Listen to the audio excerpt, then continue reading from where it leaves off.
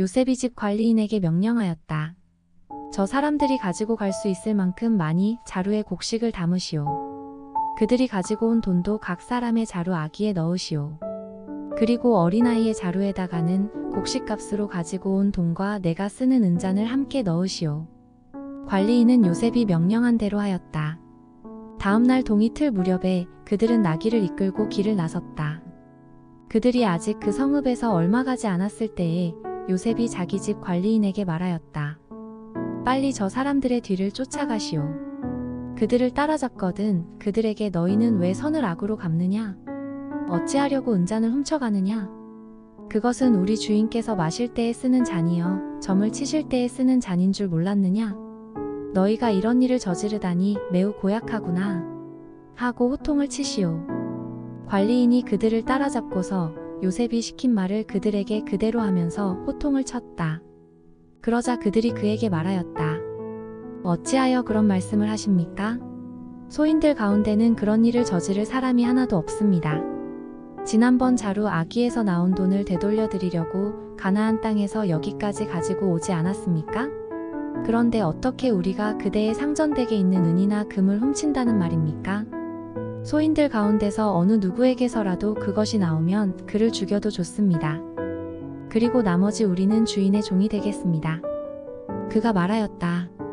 그렇다면 좋소. 당신들이 말한 대로 합시다. 그러나 누구에게서든지 그것이 나오면 그 사람만이 우리 주인의 종이 되고 당신들 나머지 사람들에게는 죄가 없소서. 그들은 얼른 각자의 자루를 땅에 내려놓고서 풀었다. 관리인이 맏아들의 자루부터 시작하여 막내 아들의 자루까지 뒤지니 그 잔이 베냐민의 자루에서 나왔다. 이것을 보자 그들은 슬픔이 북받쳐서 옷을 찢고 울면서 저마다 나귀의 짐을 다시 싣고 성으로 되돌아갔다. 유다와 그의 형제들이 요셉의 집에 이르니 요셉이 아직 거기에 있었다. 그들이 요셉 앞에 나아가서 땅에 엎드리자 요셉이 호통을 쳤다. 당신들이 어찌하여 이런 일을 저질렀소? 나 같은 사람이 점을 쳐서 물건을 찾는 줄을 당신들은 몰랐소? 유다가 대답하였다. 우리가 주인 어른께 무슨 할 말이 있겠습니까? 무슨 변명을 할 수 있겠습니까?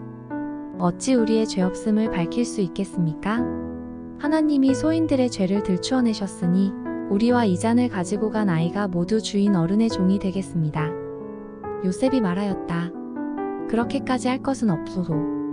이 잔을 가지고 있다가 들킨 그 사람만 나의 종이 되고 나머지는 평안히 당신들의 아버지께로 돌아가시오. 유다가 그에게 가까이 가서 간청하였다. 이 종이 주인 어른께 감히 한 말씀 드리는 것을 용서하여 주시기 바랍니다.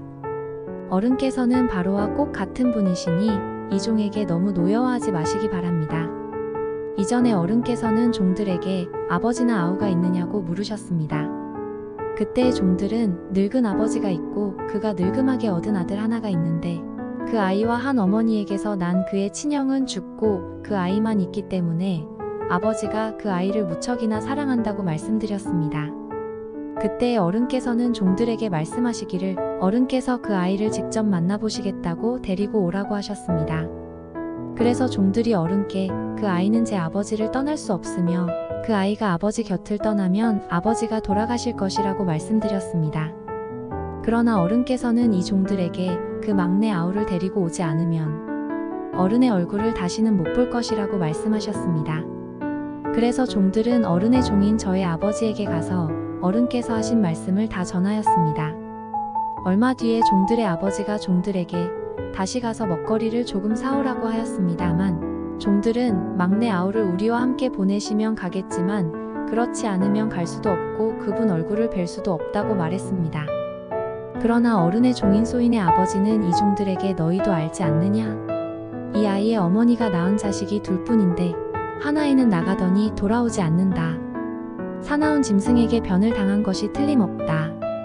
그 뒤로 나는 그 아이를 볼 수 없다. 그런데 너희가 이 아이마저 나에게서 데리고 갔다가 이 아이마저 변을 당하기라도 하면 어찌하겠느냐? 너희는 백발이 성성한 이 늙은 아버지가 슬퍼하며 죽어가는 꼴을 보겠다는 거냐? 하고 걱정하였습니다. 아버지의 목숨과 이 아이의 목숨이 이렇게 얽혀 있습니다. 소인이 어른의 종 저의 아버지에게 되돌아갈 때에 우리가 이 아이를 데리고 가지 못하거나 소인의 아버지가 이 아이가 없는 것을 알면 소인의 아버지는 곧바로 숨이 넘어가고 말 것입니다.